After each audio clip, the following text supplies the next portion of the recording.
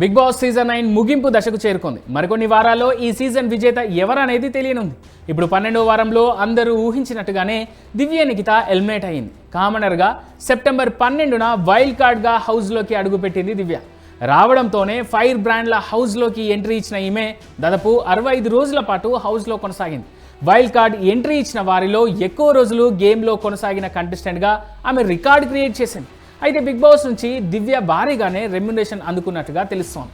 ఆమె వారానికి 1 లక్ష చొప్పున పారితోషికం తీసుకున్నట్టు తెలుస్తోంది.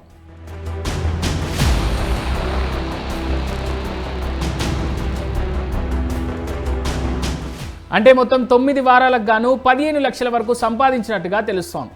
సోషల్ మీడియా ఇన్ఫ్లుయెన్సర్గా తన ఇన్స్టా పేజీలో సినిమా రివ్యూస్ చెబుతూ పాపులర్ అయింది దివ్య.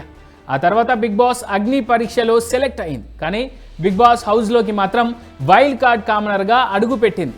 వచ్చిన మొదటి 2 వారాల వరకు తన ఆట మీద ఫోకస్ చేస్తూ ఫైర్ బ్రాండ్ అనిపించుకున్న దివ్య ఆ తర్వాత బంధాల కోసం ఆరాటపడింది. ముఖ్యంగా భరణితో దివ్య స్నేహం మొదట్లో సరిగానే ఉన్నా నెమ్మదిగా ప్రేక్షకులకు చిరాకు తెప్పించింది. తనుజతో భరణి మాట్లాడితే గొడవ పెట్టేసుకోవడం, ప్రతిసారి అతడిని డిమాండ్ చేస్తున్నట్టుగా ప్రేక్షకులు భావించారు.